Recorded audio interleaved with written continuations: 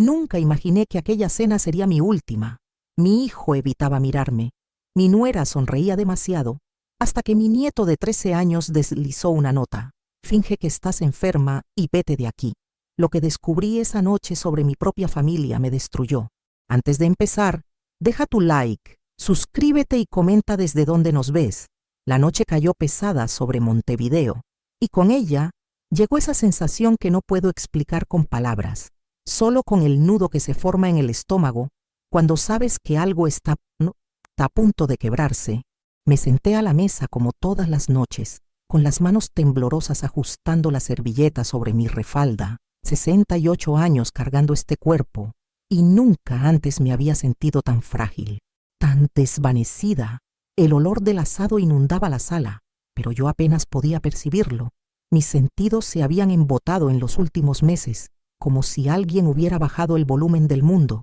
Frente a mí, Mauricio cortaba la carne con movimientos mecánicos, precisos, fríos.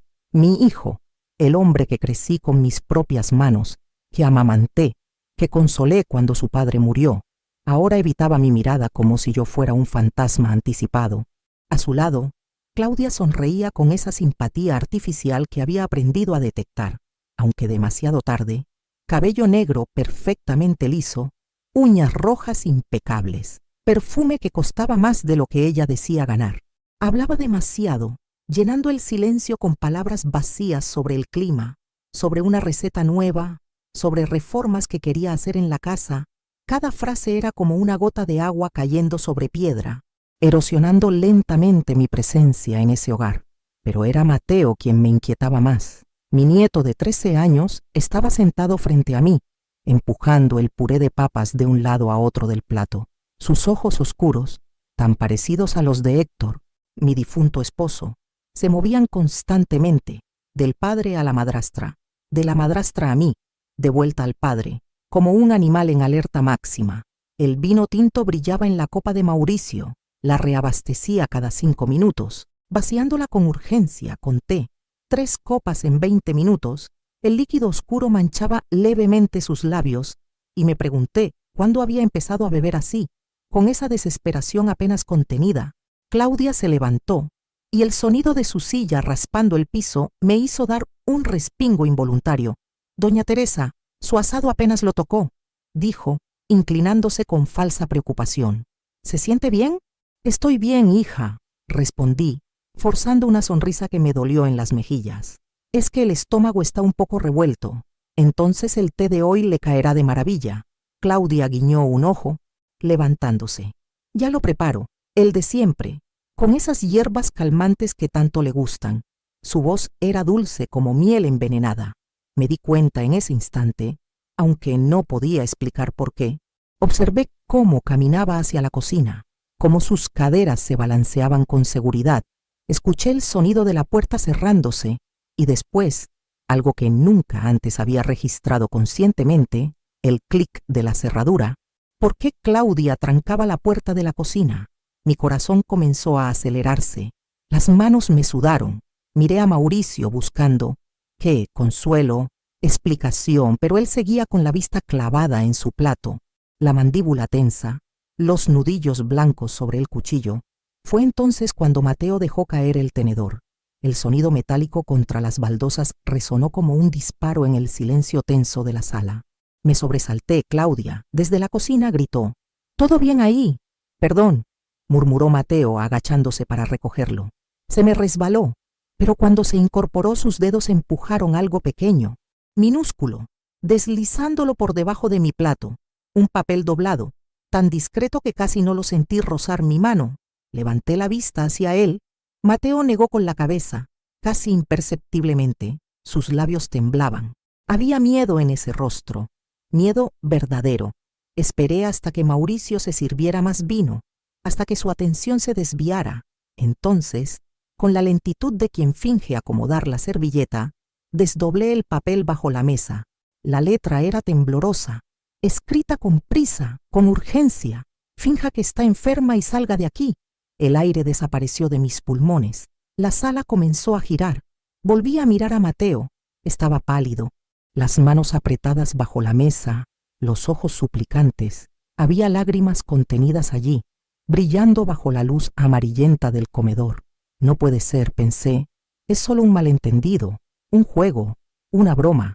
Pero el instinto, ese instinto primitivo que todas las madres y abuelas llevamos grabado en el ADN, me gritaba otra cosa, me gritaba, corre.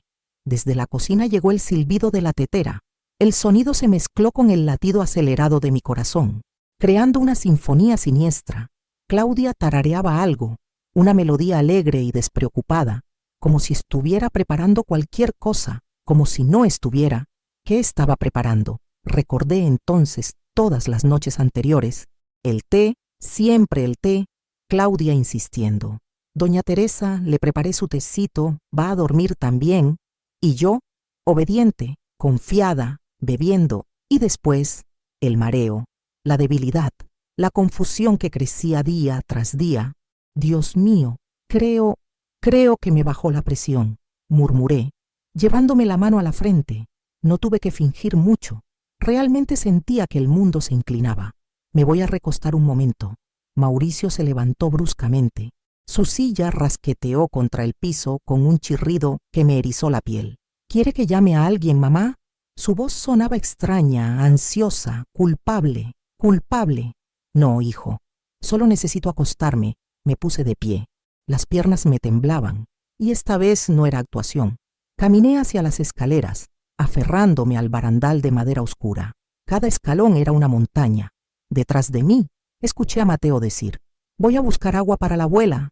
«Mateo, déjala descansar», respondió Claudia, y había algo afilado en su tono, algo que no había estado ahí antes. «Solo agua», insistió mi nieto, y escuché sus pasos siguiéndome. Llegué a mi habitación y cerré la puerta. Mateo entró detrás de mí como una sombra, cerrando con seguro. Nos miramos, en ese silencio cargado de terror, en la penumbra de mi cuarto iluminado apenas por la lámpara del velador. Mi nieto de 13 años se convirtió en el adulto que yo ya no podía ser. «Abuela», susurró acercándose, «van a matarte. Hoy, lo escuché hace 2 semanas. Hablaron del seguro, de hacer que parezca un ataque cardíaco, del té con veneno. Vi a Claudia poniendo algo en el té ayer. Intenté avisarte antes, pero tenía miedo de que no me creyeras. Tenemos que salir». Ahora, las palabras cayeron sobre mí como piedras. Cada una pesaba toneladas. Miré el rostro de Mateo. Vi las lágrimas rodando por sus mejillas. Vi el terror y la determinación peleando en sus ojos. Mi propio hijo. Las rodillas me fallaron. Mateo me sostuvo. Y en ese abrazo desesperado, entendí que todo lo que había sospechado, todo lo que había ignorado por miedo o por amor ciego, era verdad. Mauricio y Claudia querían matarme por dinero. La ventana de atrás. Susurró Mateo contra mi hombro. «Da al patio de doña Beatriz. Le mandé mensaje. Está esperando. Golpes en la puerta. Fuertes, urgentes. Mamá». La voz de Mauricio sonaba temblorosa. Claudia preparó su té. Mateo y yo nos miramos. En sus ojos vi lo mismo que él debía ver en los míos. Terror absoluto, pero también decisión. Era ahora o nunca, vida o muerte. Caminamos hacia la ventana.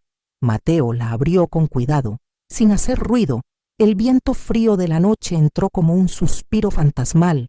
Abajo, la oscuridad del patio parecía un abismo.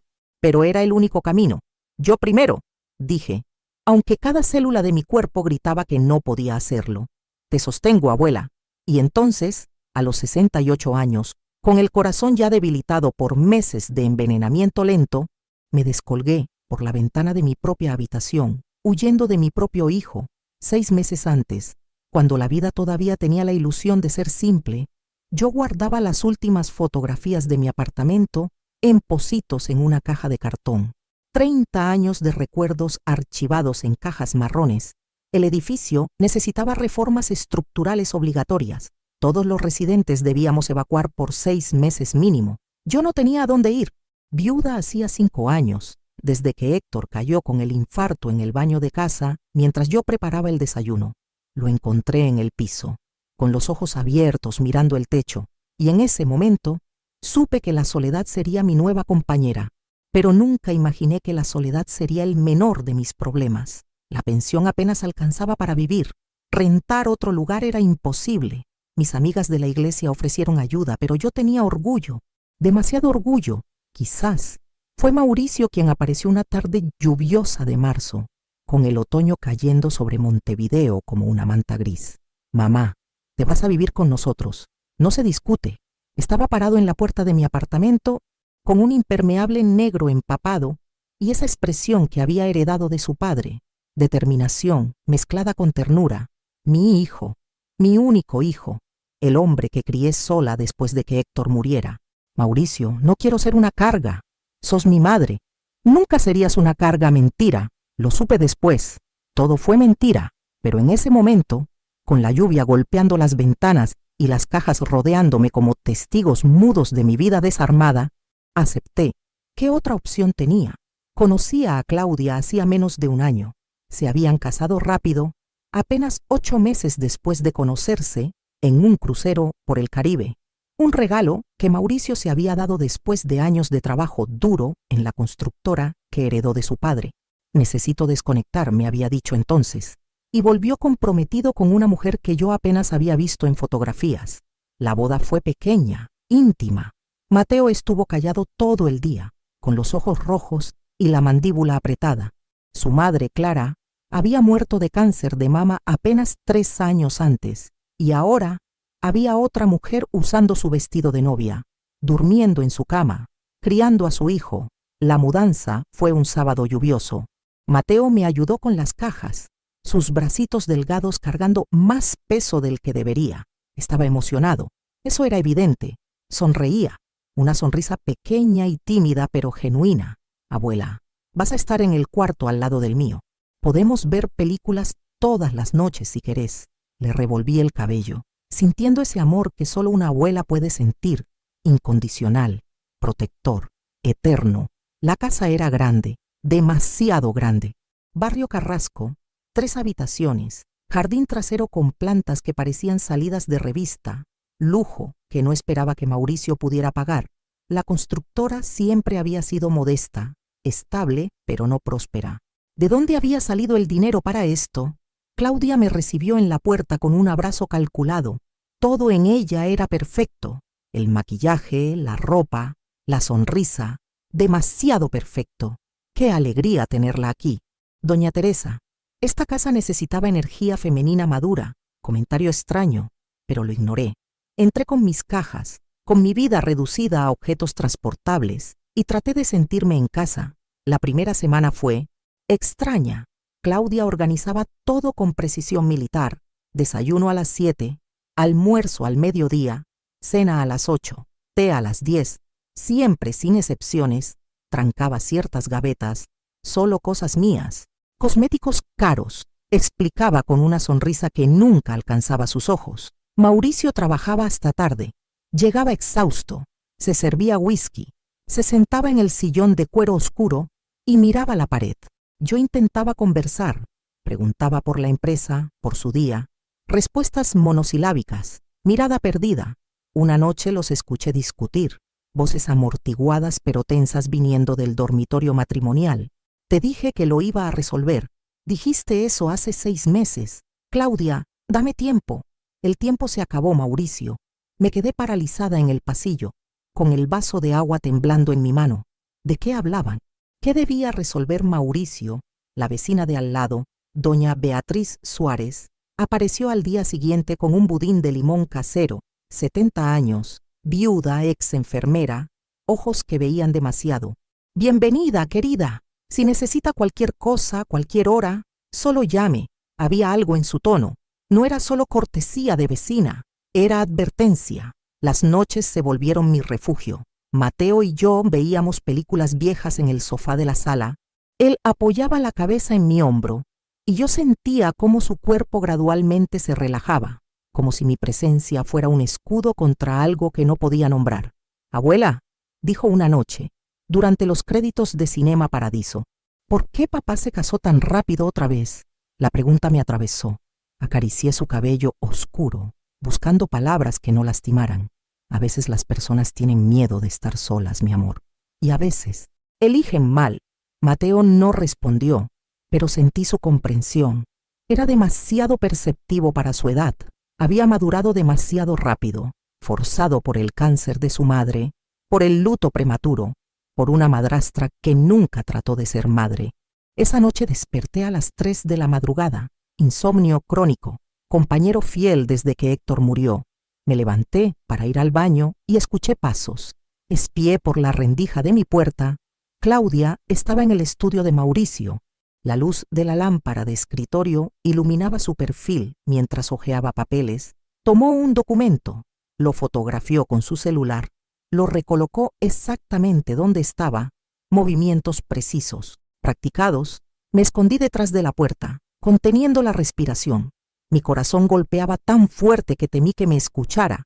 Cuando sus pasos se alejaron, me deslicé de vuelta a la cama. Temblando, algo estaba mal, profundamente mal. Lo sentía en los huesos, en el instinto que ninguna universidad enseña, pero que toda mujer mayor conoce.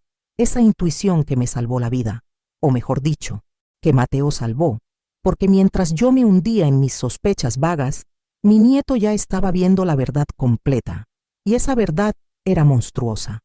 Mayo llegó con frío y niebla, y con él, una rutina que parecía salvación, pero era, en realidad, el preludio de una tragedia. Mateo y yo comenzamos nuestro ritual.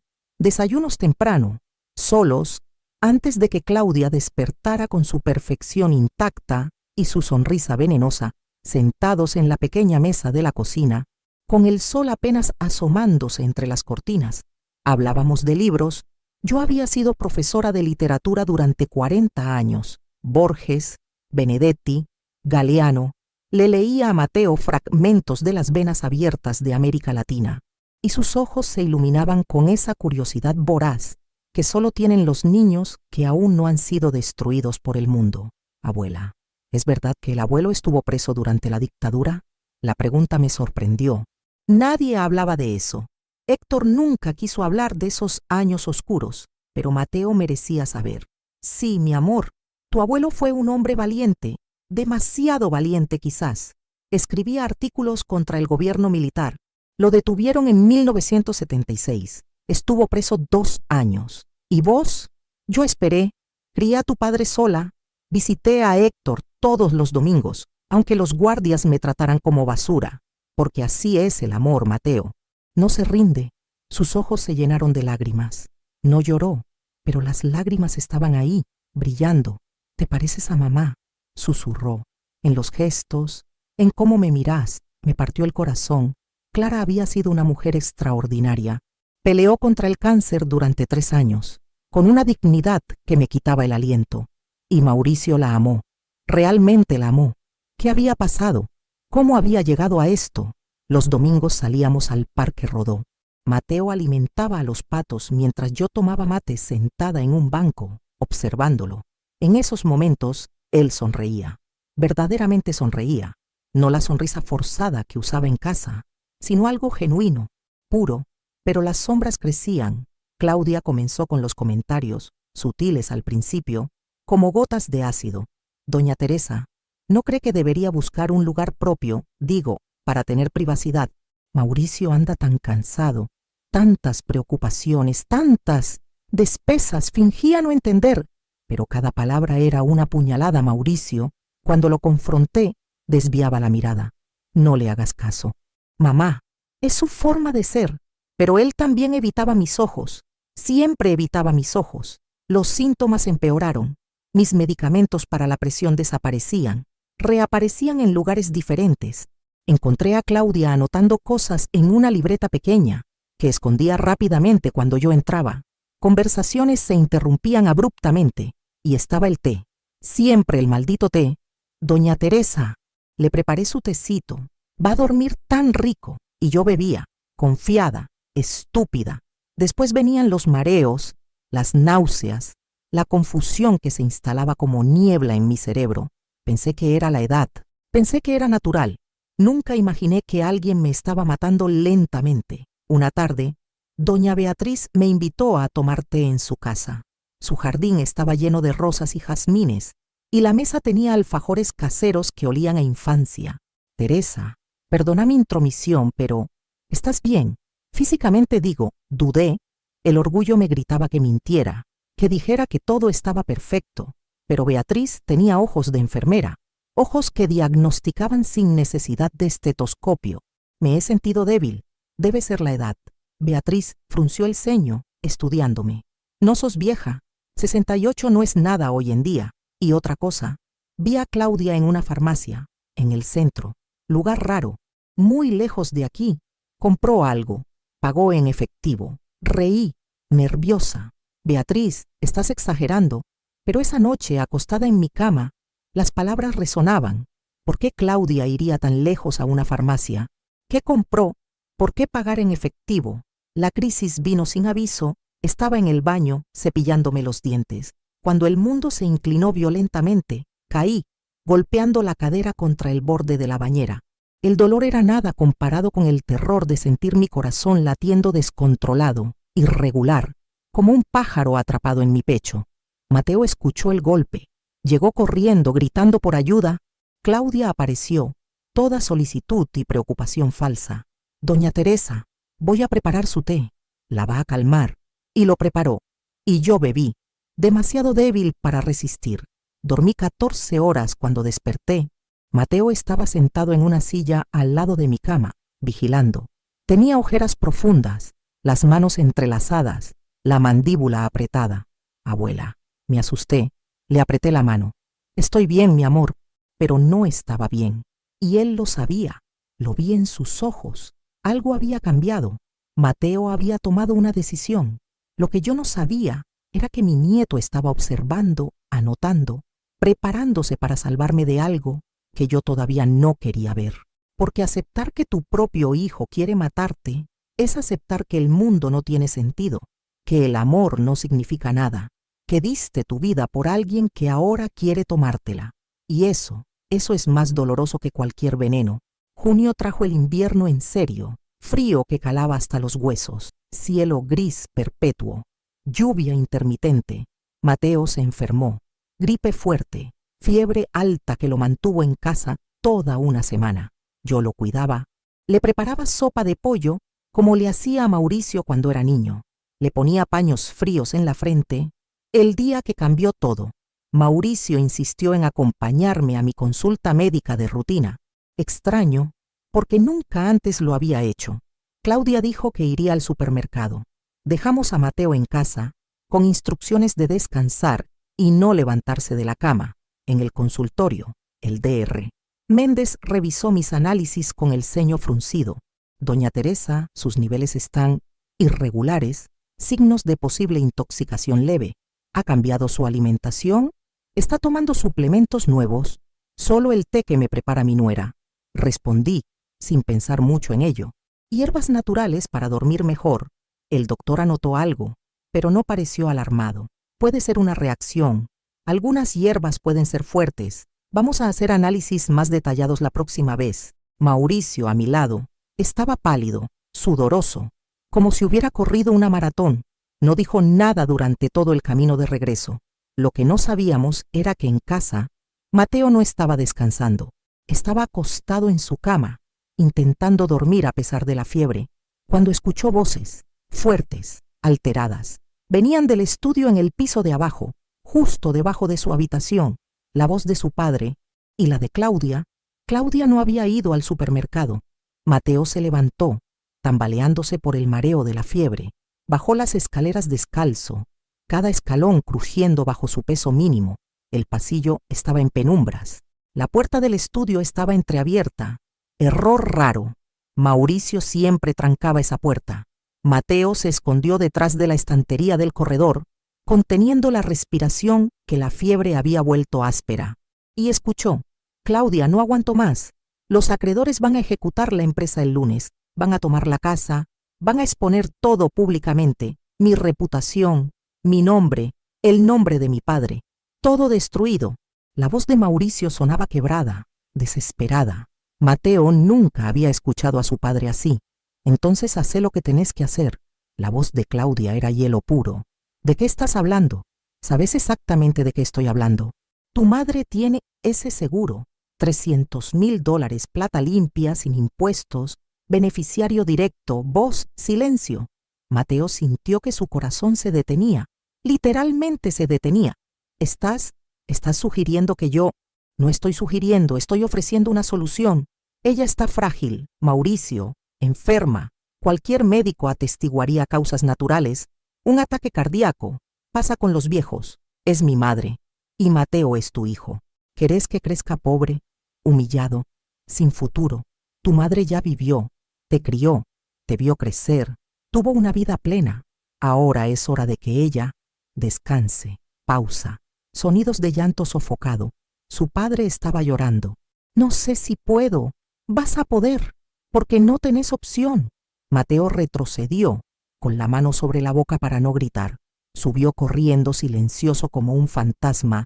Se encerró en su habitación, vomitó en la papelera. Se sentó en el piso, temblando. No sabía si era la fiebre o el horror. Su padre, su propio padre, planeando matar a su abuela por dinero. Cuando volví a casa horas después, Mateo no podía mirarme. Yo toqué su frente, preocupada por la fiebre. ¿Todavía te sentís mal, mi amor? Él asintió, desviando la mirada. Yo pensé que era la gripe. No podía imaginar que era el peso de un secreto monstruoso aplastándolo. Los días siguientes, Mateo se convirtió en detective. Observaba todo, anotaba horarios en un cuaderno que escondía bajo el colchón. Seguía a Claudia discretamente por la casa cuando ella creía que estaba en la escuela. La vio ir a la despensa, esa habitación pequeña en el fondo de la casa que casi nadie usaba. Vio cómo abría un armario con llave. Él tenía una copia de esa llave. La había sacado meses atrás, cuando Claudia la dejó en la cerradura por accidente. Instinto, nada más, pero ese instinto lo salvó.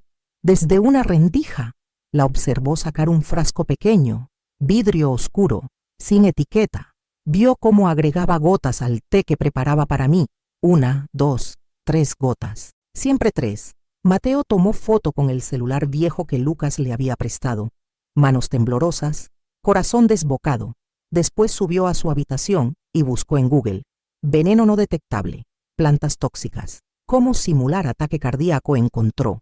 Oleandrina, derivada del oleandro, planta ornamental común en jardines uruguayos, flores rosadas hermosas, toxina letal, síntomas, náusea, mareo, arritmia cardíaca, en dosis altas, paro cardíaco fatal. Difícil de detectar en autopsia si no se busca específicamente. Mateo sintió que el piso desaparecía bajo sus pies. Con la ayuda de Lucas, que sabía algo de informática, logró acceder al computador de su padre. Encontró documentos que lo destruyeron pieza por pieza, deudas, $380,000, amenazas legales de al menos 4 acreedores, emails desesperados a bancos, rechazados uno tras otro, y lo peor, una copia digital de mi póliza de seguro, subrayada con marcador virtual, anotación al margen, letra de Mauricio, último recurso. Mateo cerró la computadora, se quedó sentado en la oscuridad del estudio, con la pantalla apagada reflejando su rostro. 13 años, solo 13 años, y tenía que salvar a su abuela de su propio hijo. Decidió esperar, observar, juntar pruebas y en el momento exacto actuar, porque una cosa era segura, no dejaría que me mataran. Aunque tuviera que enfrentarse a su propio padre para impedirlo, Julio se instaló con su frío más brutal. Las ventanas amanecían con escarcha, y yo amanecía cada día más débil. Me miraba al espejo y no me reconocía. El cabello caía en mechones sobre la almohada. Las manos temblaban tanto que no podía sostener una taza sin derramar. Había perdido 7 kilos. La ropa me colgaba como trapos sobre un espantapájaros. Y lo peor, mi mente se estaba yendo. Olvidaba nombres, perdía conversaciones a mitad. Una mañana no recordé cómo llegar al baño. Me quedé parada en el pasillo, desorientada, hasta que Mateo me encontró y me guió de vuelta. Abuela, ¿estás bien? Creo que estoy perdiendo la cabeza, mi amor. Lloré esa noche, sola en mi habitación, con la cara hundida en la almohada para que nadie me escuchara. Alzheimer, demencia senil, a los 68 años, mi vida se desmoronaba.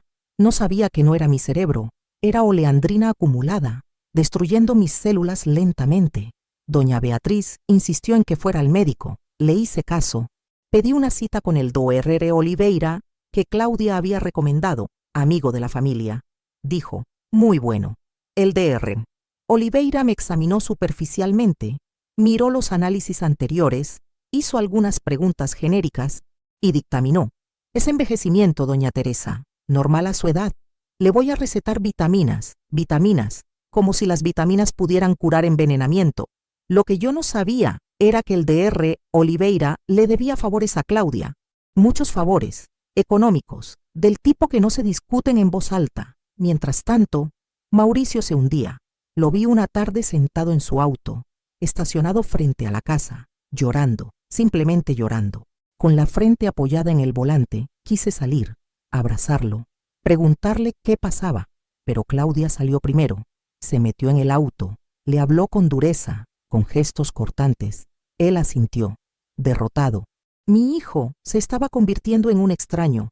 Las llamadas llegaban a cualquier hora, acreedores, siempre acreedores. Mauricio atendía con la voz temblorosa, prometía pagos que no podía hacer, suplicaba más tiempo que no le darían. Una noche, Claudia lo enfrentó en el comedor. Yo estaba arriba, pero sus voces subían por las escaleras como humo tóxico. ¿Cuánto tiempo más vamos a esperar? Mauricio, ¿cuánto? Van a ejecutar la casa. Mateo va a crecer en la calle. Tu madre ya tuvo su vida. Ella ni siquiera está lúcida. Sería misericordia, misericordia esa palabra, como si matarme fuera un acto de compasión. Mauricio, borracho, respondió con voz pastosa. Misericordia. Eso, misericordia, el viernes próximo. Dosis triple, rápido, sin dolor. Mateo estaba en el pasillo, con el grabador en el bolsillo que Lucas le había prestado. Lo grabó todo, cada palabra, cada silencio cómplice. Después subió a su habitación y lloró hasta quedarse dormido. Esa misma semana, lo encontré en la despensa. Claudia estaba allí, preparando algo, moliendo hojas secas con un mortero, como una bruja moderna preparando su pócima mortal. Mateo la observaba desde la rendija de la puerta, tomando fotos. Ella giró, súbita. «Mateo, ¿qué haces ahí?» Él se congeló. Inventó rápido. Buscaba galletas. Claudia sonrió. Fue la sonrisa más aterradora que Mateo había visto en su vida. «Las galletas están en la cocina, querido, no acá». Cerró la puerta con llave. Mateo retrocedió, sudando a pesar del frío. Esa noche tuvo una pesadilla. Me vio muerta, a su padre riendo, a Claudia contando billetes sobre mi ataúd. Despertó gritando. Corrí a su habitación. Lo abracé mientras temblaba. «Solo fue una pesadilla, mi amor. Estoy acá. Siempre voy a estar». Pero Mateo sabía que era mentira. Yo no estaría, no si él no actuaba. Al día siguiente, en la escuela, se reunió con Lucas en el baño. «Necesito tu ayuda. En serio, Lucas». Un muchacho gordito con lentes gruesos y corazón enorme asintió sin dudar. «Lo que necesites, hermano». «¿Tu hermano todavía tiene ese grabador? El chiquito, de espía». «Sí». «¿Por qué?» Mateo respiró hondo. «Algo malo está pasando, muy malo. No puedo explicarte todavía, pero necesito probar algo. Necesito grabar a mi papá y a Claudia sin que sepan». Lucas no hizo más preguntas. Esa tarde le trajo el grabador pequeño, del tamaño de un encendedor, con autonomía de 6 horas. «Después de esto», dijo Lucas serio, «me contás todo. Te prometo». Mientras Mateo preparaba su defensa desesperada contra el infierno, yo visitaba el cementerio. El nicho de Héctor estaba en la Recoleta, entre cipreses que lloraban hojas secas. Me arrodillé frente a la placa de mármol con su nombre. «Héctor, estoy asustada, estoy confundida. Siento que algo malo está por pasar, pero no sé qué. Protege a Mateo, por favor, si algo me pasa. Protege a nuestro nieto». Una mano en mi hombro me sobresaltó. Era el padre Romero, un jesuita de 60 años que había sido amigo de Héctor durante la dictadura. «Doña Teresa, ¿puedo ayudar?», negué, avergonzada de mis lágrimas. «Solo debilidad, padre». Él se sentó en el banco de piedra a mi lado. «Física o espiritual», reí sin alegría. «Ambas». El padre Romero me estudió con esos ojos que habían visto demasiado dolor. «Algo la aflige, algo más allá de la enfermedad». Casi confesé. Las palabras estaban en mi lengua. «Creo que mi hijo me quiere muerta», pero no pude. Era demasiado monstruoso para decirlo en voz alta. «Padre, si yo Si yo muero, cuide de Mateo. Él frunció el ceño. ¿Por qué habla así? Solo un presentimiento. Los presentimientos existen por alguna razón, Teresa. Si algo está mal, hable. La iglesia puede ayudar. Negué con la cabeza y me fui, llevándome mi terrible secreto que ni siquiera yo entendía completamente. Esa noche, Claudia y Mauricio sellaron el pacto final. Mateo lo escuchó todo a través de la puerta del estudio, con el grabador funcionando. Viernes, cena normal, té a las 10, dosis triple, 30 gotas, muerte en 2 horas, paro cardíaco, yo me encargo del cuerpo, vos llamás a la ambulancia, el médico certifica causas naturales, entierro rápido, seguro liberado en 15 días. Mauricio asintió, mudo, muerto por dentro. Mateo, del otro lado de la puerta, grababa el asesinato de su abuela antes de que sucediera. Viernes 15 de septiembre, el día señalado para mi ejecución, aunque yo no lo sabía, desperté con esa sensación que toda persona mayor conoce, el cuerpo diciendo que algo no anda bien, sin poder especificar qué. Claudia se levantó temprano. Inusualmente temprano, la escuché en la cocina, moviendo cosas, preparando. Mauricio no había dormido. Lo supe porque cuando bajé a desayunar, encontré 3 botellas vacías de whisky en el cesto de basura. Mateo tampoco había dormido. Tenía ojeras profundas, las manos temblándole mientras untaba manteca en el pan. Me preocupé. ¿Estás bien, mi amor? Sí, abuela, solo. No dormí bien. Mentira. Mateo había pasado la noche entera despierto, repasando el plan. El billete ya estaba escrito, doblado en el bolsillo de su pantalón, el grabador con la confesión de su padre guardado en su mochila, el mensaje a doña Beatriz enviado. Si le mando sos esta noche, llame a la policía, por favor, es urgente. Beatriz respondió. ¿Qué está pasando? Mateo. No puedo explicar, solo confía en mí. La tarde transcurrió con lentitud dolorosa. Yo intenté leer, pero las palabras se mezclaban en la página. Intenté ver televisión, pero no podía concentrarme. El tiempo se había vuelto espeso, como si el universo mismo supiera que algo terrible se aproximaba. Mateo me encontró en el jardín, regando las plantas que Claudia nunca cuidaba. Abuela, ¿me querés? La pregunta me sorprendió. Me arrodillé frente a él, ignorando el dolor en las rodillas.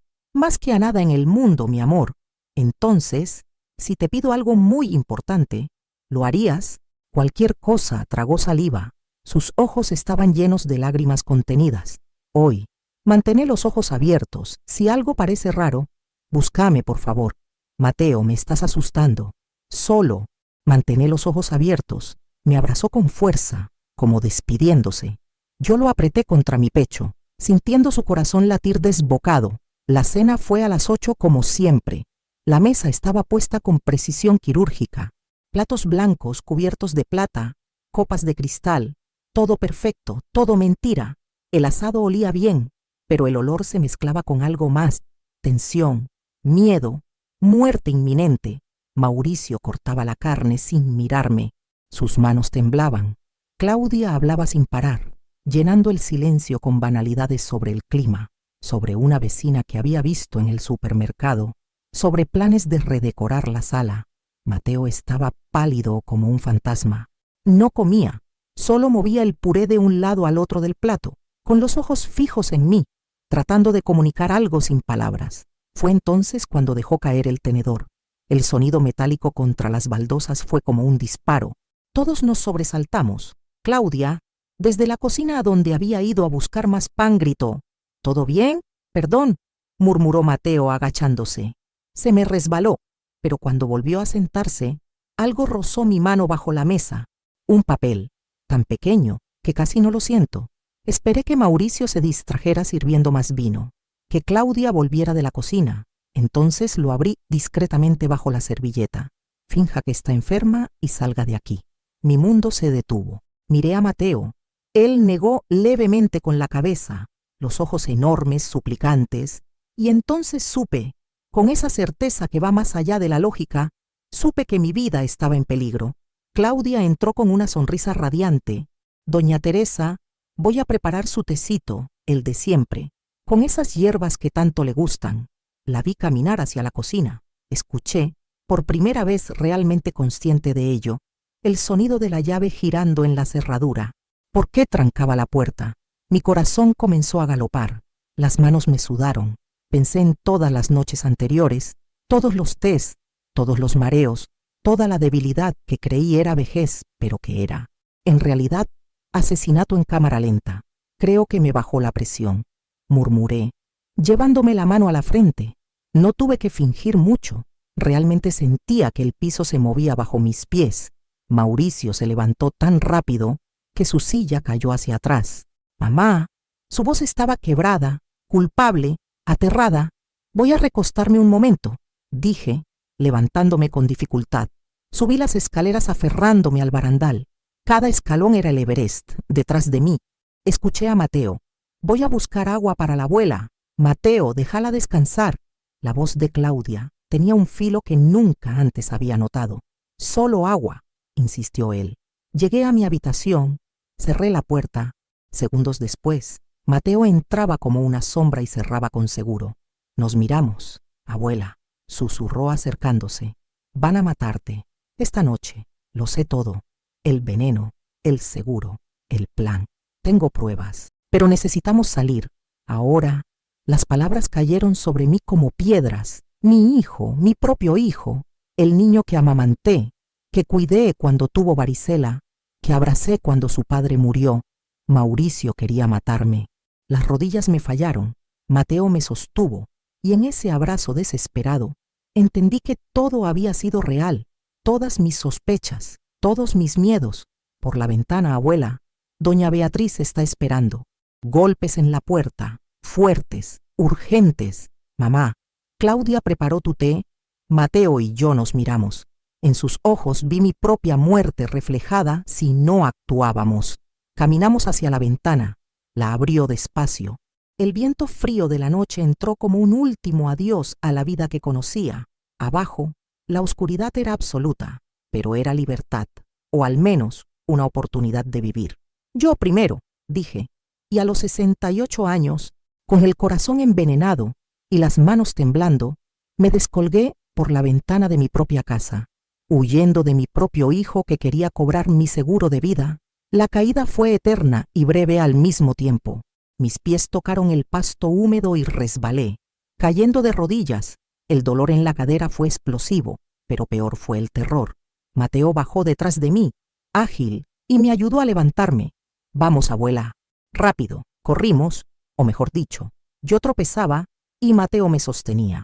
El jardín lateral parecía un laberinto en la oscuridad. Las ramas de los árboles nos arañaban la cara. El viento transportaba sonidos distorsionados, pasos, gritos, quizás solo mi imaginación. La cerca que separaba nuestra propiedad de la casa de doña Beatriz era de madera. Medio metro de alto, Mateo me ayudó a pasar. Caí del otro lado con un gemido que no pude contener. Mi corazón latía tan rápido, tan irregular, que temí desmayarme allí mismo. La puerta trasera de la casa de Beatriz se abrió. Ella estaba allí, con una bata celeste y el cabello suelto, esperándonos. Sus ojos se agrandaron al vernos. Teresa, Dios mío, nos arrastró adentro. Cerró con llave, corrió las cortinas, entonces agarró su teléfono. ¿Qué pasó? Llame a la policía, jadeó Mateo. Ahora, están tratando de matar a mi abuela. Beatriz no cuestionó. Marcó el 911 con dedos firmes de enfermera acostumbrada a emergencias. Yo me derrumbé en el sofá, temblando. No era frío, era shock. Mi cuerpo entero convulsionaba mientras mi mente intentaba procesar lo que acababa de pasar. Mauricio quería matarme. Mi hijo quería matarme. Mateo se sentó a mi lado, aferrándose a mi brazo. También temblaba. Lo siento, abuela. Lo siento mucho. Tendría que haberte dicho antes, pero tenía miedo de que no me creyeras. Tenía miedo de que... Shh, mi amor, me salvaste, me salvaste. Lo abracé con todas las fuerzas que me quedaban. En nuestra casa, el caos explotó. Claudia subió las escaleras corriendo con la taza humeante de té envenenado en las manos. Golpeó la puerta. Doña Teresa, le traje su té. Silencio. Golpeó más fuerte. Doña Teresa probó la manija, cerrada por dentro con el corazón desbocado. Bajó corriendo. Buscó la llave maestra. Subió de nuevo. Abrió. El cuarto estaba vacío. La ventana abierta. Las cortinas moviéndose con el viento nocturno. Su grito debe haberse escuchado en todo el barrio. Mauricio, se escapó. La vieja se escapó. Mauricio subió tambaleándose, borracho pero con la adrenalina quemando el alcohol. Vio la ventana, entendió. ¿Y Mateo? Mateo también. Ese mocoso. Claudia corrió escaleras abajo, agarró su celular, intentó borrar mensajes, pero sus manos temblaban tanto que se le cayó. La pantalla se hizo pedazos contra el piso. Mauricio salió al jardín, vio el portón lateral abierto, siguió el rastro en el pasto mojado, llegó hasta la cerca con la casa de Beatriz, y entonces escuchó las sirenas. Llegaron rápido, 4 patrulleras, luces azules y rojas rasgando la noche.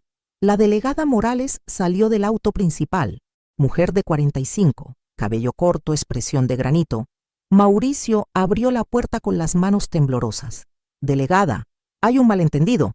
Señor Mauricio Ramírez, recibimos una denuncia de intento de homicidio. Tenemos orden de registro. Claudia apareció detrás de él, ya compuesta, con su máscara de perfección de vuelta en su lugar. Esto es ridículo, desdiculicurían oficiales. Un malentendido familiar. Mi suegra está senil. Se confunde. Vamos a registrar la casa, dijo la delegada ignorándola. Orden judicial. Los peritos entraron como hormigas eficientes. Sabían exactamente qué buscar, porque Mateo, en su mensaje a Beatriz, había dado detalles específicos en la cocina, en la basura, todavía tibia. La taza de té preparada por Claudia la confiscaron en la despensa, en el armario con llave que Claudia no había tenido tiempo de vaciar. El frasco de vidrio oscuro, sin etiqueta, casi vacío, en el computador de Mauricio, historial de búsquedas que no había borrado, cómo simular ataque cardíaco, venenos no detectables, póliza de seguro vida beneficiario, en el celular de Claudia.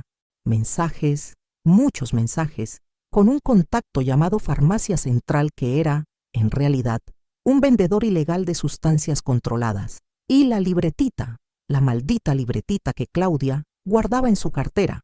Anotaciones meticulosas, 15 de mayo, 3 gotas. Efecto, mareo leve, 22 de mayo, 3 gotas. Efecto, náusea, 10 de junio, 5 gotas. Efecto, confusión mental, página tras página, un diario del asesinato en cámara lenta. La última entrada, 15 de septiembre, 30 gotas, dosis final. 22 Tairest, se acaba. La delegada Morales leyó la libreta con expresión pétrea. Después miró a Claudia, que seguía intentando parecer inocente. Señora, queda arrestada por tentativa de homicidio calificado. Esto es una locura. Fue él. Claudia señaló a Mauricio. Él me obligó, pero los oficiales ya la estaban esposando. Ella intentó correr. La atraparon en el jardín, cayendo sobre las plantas que yo había regado esa misma tarde. Mauricio no corrió. Se quedó parado en la sala, mirando sus propias manos como si fueran de un extraño, cuando el oficial se acercó con las esposas. Simplemente extendió las muñecas. Yo no quería. Dios no quería. Señor tiene derecho a permanecer en silencio. ¡Mamá!, gritó de repente, doblándose como si le hubieran disparado. Mamá, lo siento, se derrumbó. Lo tuvieron que levantar entre 2 oficiales. Lo sacaron llorando, gritando mi nombre una y otra vez desde la ventana de la casa de Beatriz. Yo observaba. Mateo estaba a mi lado, apretando mi mano. Los paramédicos ya nos habían revisado. Mi presión estaba por las nubes. Me querían llevar al hospital. No todavía, había dicho. Necesito ver y vi. Vi a mi hijo siendo metido en un patrullero. Vi a Claudia peleando, gritando, maldiciendo. Vi cómo se llevaban las pruebas en bolsas transparentes. El padre Romero llegó. Beatriz lo había llamado. Se sentó a mi otro lado. Tomó mi otra mano. Teresa. No pude responder. Las lágrimas finalmente llegaron. Lloré por mi hijo, por el hombre que había sido y el monstruo en que se convirtió. Lloré por Mateo, que tuvo que salvarme de su propio padre. Lloré por mí, por la vida que acababa de explotar. El padre Romero rezó en voz baja. Mateo lloraba en silencio. Beatriz preparaba té de verdad, sin veneno, con manos temblorosas, y afuera las sirenas seguían sonando, llevándose los pedazos de mi familia destruida. 3 meses después, el mundo había cambiado tanto que a veces no reconocía mi propia vida. Vendí la casa, legalmente era mía, Héctor me la había dejado en el testamento, y Mauricio solo vivía allí, porque yo lo permití. Ironía brutal. Él iba a heredarla de todas formas, solo necesitaba esperar, pero la codicia nunca es paciente. Con el dinero de la venta, compré un apartamento pequeño en Pocitos. 2 habitaciones, balcón con vista al mar, cerca de la escuela de Mateo. Empezamos de nuevo, mi nieto y yo, construyendo algo nuevo sobre las ruinas.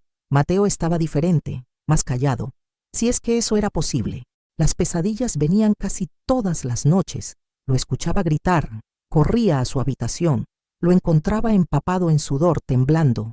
No pude salvarte, abuela, en el sueño, no pude salvarte, pero sí me salvaste. Mi amor, estoy aquí, viva, gracias a vos. Lo llevé a terapia con la doctora Méndez, una psicóloga infantil que Beatriz recomendó. Diagnosticó trastorno de estrés postraumático. Es normal, dijo. Salvó a su abuela, pero carga con culpa. ¿Y si hubiera fallado? ¿Y si hubiera hablado antes? Vamos a trabajar en eso. Yo también iba a terapia. Grupo de apoyo para víctimas de violencia familiar, coordinado por el padre Romero en la iglesia. 5 mujeres, edades variadas, historias desgarradoras. Al principio no podía hablar, solo escuchaba, pero de a poco las palabras salieron. Mi hijo intentó matarme por dinero del seguro. Decirlo en voz alta fue como vomitar veneno. Dolió, pero después pude respirar mejor. El proceso judicial avanzaba. Audiencias preliminares, acumulación de pruebas. La promotora Castillo era implacable. Reunió cada mensaje, cada nota, cada gota de veneno como soldados en su ejército de justicia. Mauricio estaba en la cárcel de Libertad, aislado. Los otros presos lo despreciaban. En la jerarquía del infierno penitenciario, quien intenta matar a su propia madre está en el escalón más bajo, peor que violadores, peor que asesinos comunes. Intentó suicidarse una noche, cortó sus muñecas con una hoja de afeitar que consiguió quién sabe cómo. Un guardia lo encontró a tiempo, lo cosieron, lo pusieron en observación psiquiátrica. El doctor Lombardi, psiquiatra de la prisión, me llamó. Necesitaba mi autorización para ciertos tratamientos. Doña Teresa, su hijo está gravemente deprimido, culpa patológica, ideación suicida persistente, dice que quiere morir, que lo merece. ¿Y usted qué opina, doctor? Pausa larga. Opino que su hijo está destruido, pero eso no significa que no deba pagar por lo que hizo. Gracias, doctor. Haga lo que sea necesario para mantenerlo vivo. Que pague su condena completa, Claudia. Por otro lado, no mostraba remordimiento. Su abogado, el doctor Peralta, montó una defensa basada en manipulación psicológica. Mi cliente amaba a Mauricio. Él la controló, la coaccionó. Síndrome de Estocolmo. Pero la promotora Castillo desarmó ese argumento como quien desarma un castillo de naipes. Los mensajes eran de ella, las anotaciones, su letra, el frasco, sus huellas digitales. Ella planeó todo. Ella manipuló a Mauricio, no al revés. Las pruebas eran aplastantes. Yo retomé mi vida de a poco. Volví a dar clases de literatura en la biblioteca José Enrique Rodó, voluntariado, sin paga, pero no importaba. Necesitaba volver a ser yo misma. Enseñaba a jóvenes de barrios periféricos, Galeano, Benedetti, Onetti, palabras que sanan, que construyen. Profesora Teresa, me dijo una alumna de 17 años, usted es diferente, habla de libros, pero enseña vida. Es que los libros son vida, mi amor. Y también escribía poemas, notas, reflexiones. El padre Romero me animó a publicar. Tu historia puede ayudar a otros. Reuní todo en una colección. Después de la tormenta, una editorial pequeña aceptó publicarla. No vendió mucho, pero las reseñas fueron emocionantes. Poesía de alguien que vio la muerte y eligió la vida. Beatriz se convirtió en familia, almuerzos dominicales, conversaciones eternas, risas que no creí volvería a experimentar. Ella me contó su propia historia, un marido abusivo del que huyó 30 años atrás. Teresa, cada día que vivimos felices es una victoria contra los que quisieron destruirnos. Mateo progresaba, lentamente, pero progresaba. Las pesadillas disminuyeron. De todas las noches a 2 o 3 por semana, volvió a sonreír, pequeñas sonrisas pero genuinas. Su profesor de literatura, el señor Darío, elogió una redacción que Mateo escribió. El billete, ficción basada en hechos reales, era desgarrador, hermoso, brutalmente honesto. Mateo, ¿pensaste en ser escritor? Mi nieto me miró, sorprendido.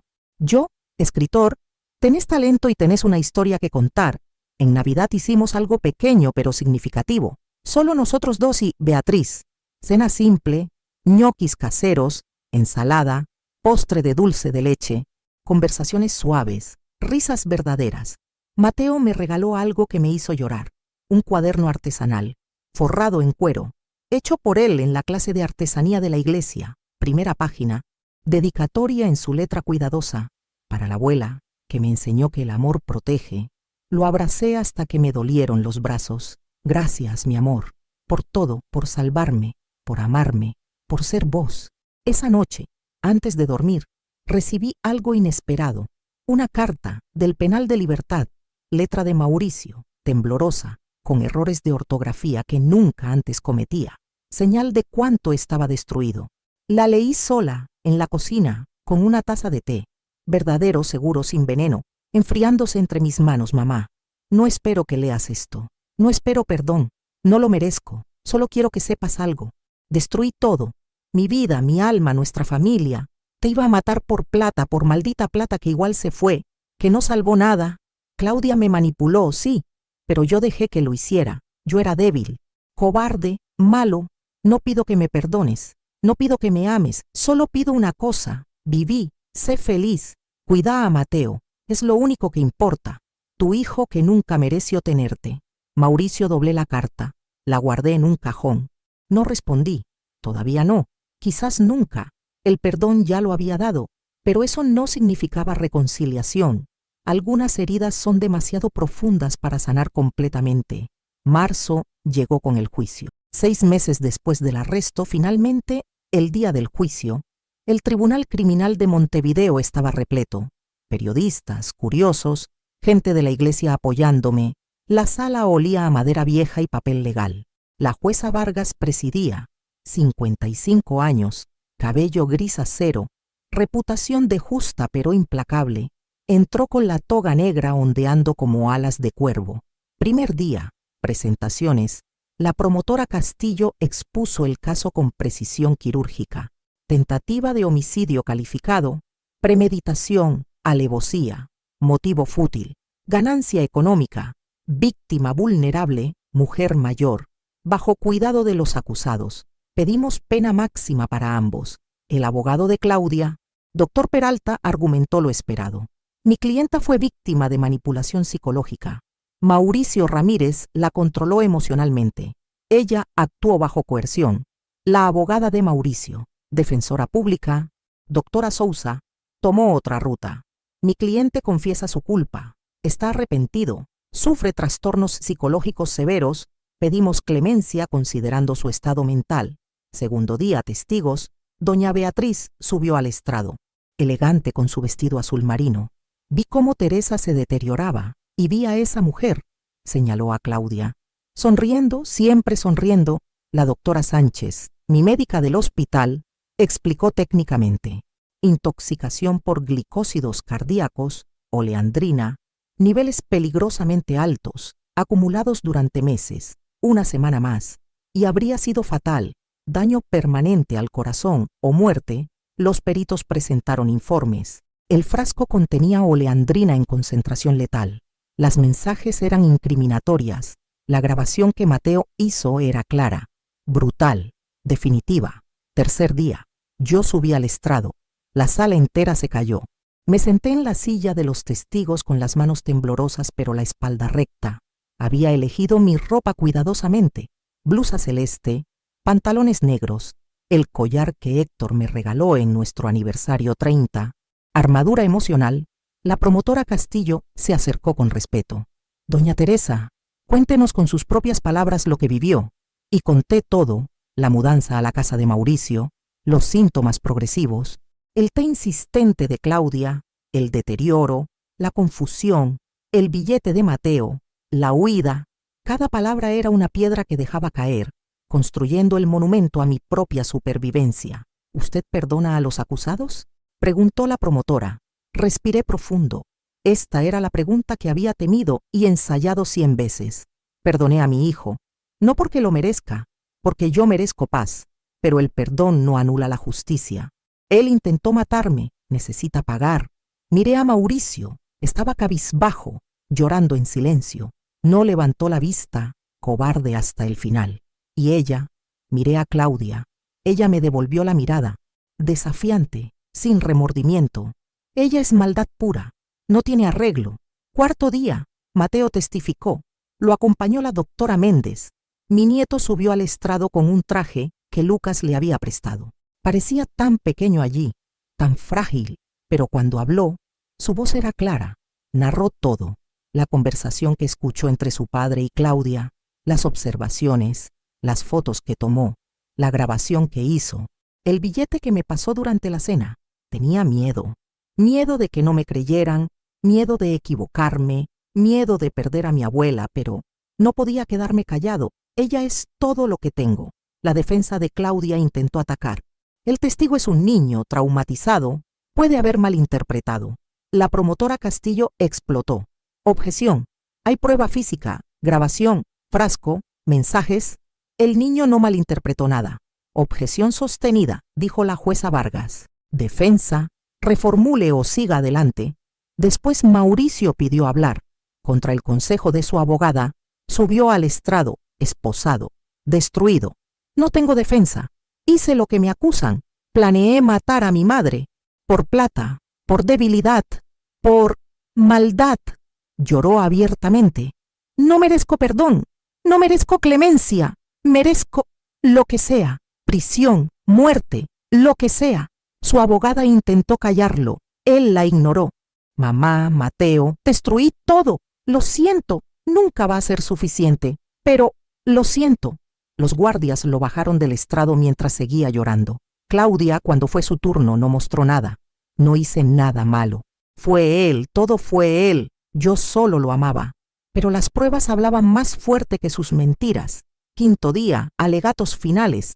La promotora fue brillante, apasionada, devastadora. Pidió 25 años para Claudia, 15 para Mauricio. Las defensas pidieron reducciones que sabían no conseguirían. La jueza anunció. Veredicto en 48 horas. 2 días después, volvimos. Mateo apretaba mi mano tan fuerte que casi me cortaba la circulación.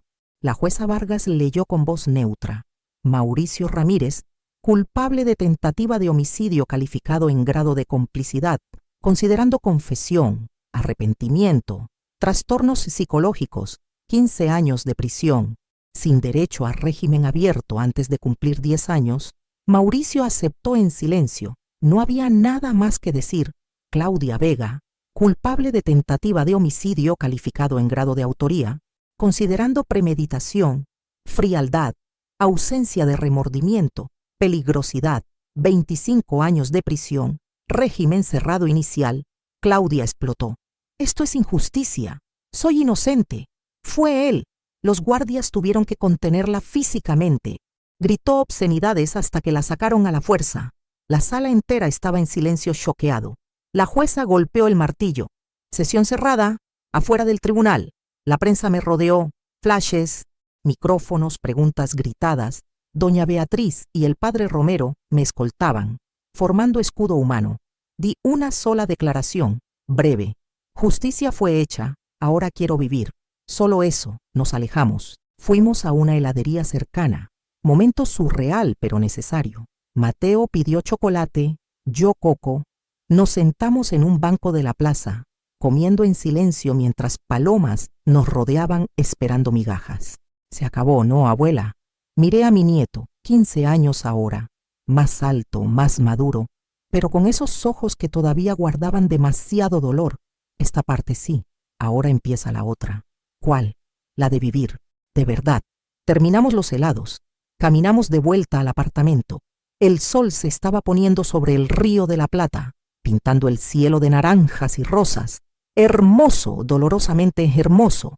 Y por primera vez en meses, sentí algo parecido a la paz. 2 años después. Septiembre volvió, ciclo completo. Pero este septiembre era diferente. Este septiembre yo estaba viva. Mateo tenía 15 años. terminando el secundario un año adelantado por su rendimiento excepcional. Era el mejor alumno de su clase. Quería estudiar periodismo investigativo en la universidad. Quiero contar historias verdaderas, abuela. Historias de gente que sobrevivió. Vas a cambiar el mundo, mi amor. Yo tenía 70 años, el cabello completamente blanco ahora. Había decidido no teñirlo más. Eran medallas de guerra, cada cana una batalla ganada. Seguía dando clases en la biblioteca, ahora 3 veces por semana. Mis alumnos me querían. Decían que enseñaba más que literatura, enseñaba vida.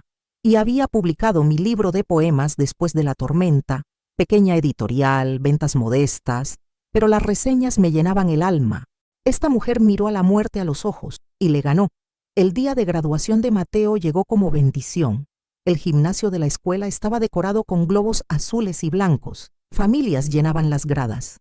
Yo estaba en primera fila, con Beatriz a mi lado, el padre Romero del otro, y Lucas, el amigo fiel que nunca abandonó a Mateo, con su familia detrás. Mateo fue elegido orador de su clase. Subió al estrado con un traje que finalmente era suyo.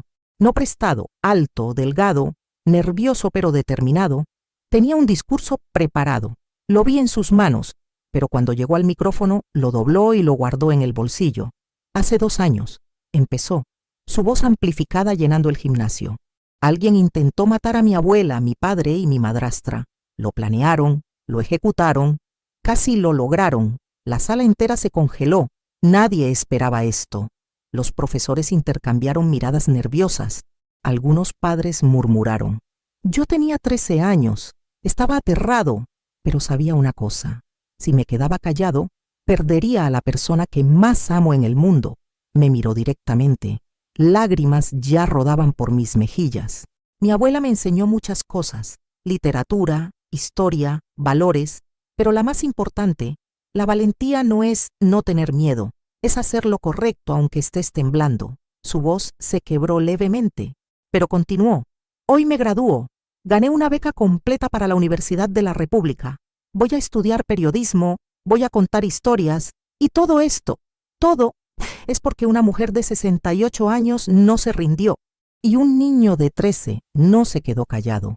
Pausa, respiración profunda. Si alguien aquí está pasando por algo malo, por abuso, por peligro, por lo que sea, hablen, griten, pidan ayuda. Su vida vale más que cualquier miedo. Aplausos, primero tímidos, después creciendo como ola. La sala entera se puso de pie. Aplausos atronadores. Yo lloraba sin control. Beatriz también. El padre Romero tenía los ojos brillantes. Mateo bajó del estrado. Vino directo hacia mí. Nos abrazamos ahí mismo, en medio del gimnasio, mientras todos aplaudían. Te amo, abuela. Te amo, mi héroe. La fiesta después fue en nuestro apartamento, pequeña, íntima. Mateo, Lucas, Beatriz, el padre Romero, algunos compañeros de clase, pizza, refrescos, música, risas genuinas, vida normal, vida hermosa. Lucas llevó a Mateo aparte en un momento. Hermano, tu discurso. Todos van a recordarlo. Era necesario. Alguien necesitaba escucharlo. Sos increíble, ¿sabes? Se abrazaron, hermanos no de sangre, sino de elección. Cuando todos se fueron, Mateo y yo nos sentamos en el balcón. El mar brillaba bajo la luna, brisa salada, sonido de olas, paz. Abuela, llegó algo hoy. Sacó un sobre, lo abrió con cuidado. Adentro, un libro, edición de autor, portada simple, título, el billete, una historia verdadera. Autor, Mateo Ramírez, lo había enviado a una editorial meses atrás, un manuscrito que escribió en terapia y después se expandió. Había sido aceptado. Mi nieto, escritor. Por tu culpa, abuela.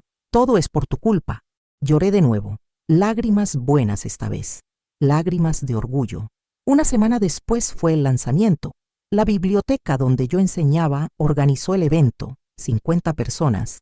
Más de las esperadas. Mateo leyó un fragmento. Su voz clara, firme, contando nuestra historia, nuestra supervivencia. El libro no fue bestseller, pero tuvo impacto. Cartas llegaban. Tu historia me salvó. Denuncié a mi abusador después de leer tu libro. Gracias por tener coraje. Un mes después, Beatriz se enfermó, neumonía fuerte. Yo la cuidé como ella me había cuidado. Sopa, medicinas, compañía. Se recuperó en 2 semanas. Teresa, sos un ángel. Vos fuiste mi ángel primero, en la prisión. Mauricio participaba en programas de rehabilitación, terapia intensiva. Trabajaba en la carpintería. Había descubierto talento para trabajar madera. Hizo un banco, pequeño, simple. Envió foto vía la administración penitenciaria. El banco tenía una placa grabada. Para Mateo, de alguien que no merece tu perdón pero desea tu felicidad. Mateo vio la foto, la estudió largamente. Es bonito, pausa. Quizás lo visite. Cuando el libro se publique oficialmente, mostrarle lo miré, sorprendida. ¿Estás seguro? No, pero quizás un día le besé la frente. Sos mejor persona que yo, mi amor, Claudia. En contraste, estaba aislada en la cárcel de mujeres. Las otras presas la evitaban. Intentar matar a una anciana era imperdonable, incluso entre criminales. Escribió una carta final. Tono diferente, finalmente honesto. Doña Teresa, nunca amé a Mauricio. Solo quería plata. Usted tenía razón sobre mí. Soy mala, o era. Estoy tratando de no serlo. Quizás sea tarde, pero estoy tratando. Claudia, leí la carta. No respondí, pero no la rompí. La guardé. Quizás algún día. Navidad llegó otra vez. Celebración grande esta vez. Nuestro apartamento, más la casa de Beatriz, más el salón parroquial que el padre Romero nos prestó. 50 personas. Comida, música, alegría. El padre Romero celebró una misa especial. Tema: gratitud, superación, amor que protege. Después me llevó aparte. Teresa, sos inspiración para todos nosotros. Padre, solo sobreviví. No, viviste. Es diferente. El sol se ponía cuando Mateo y yo volvimos a nuestro balcón. Ritual establecido, las 2 jacarandás que habíamos plantado en macetas grandes estaban floreciendo.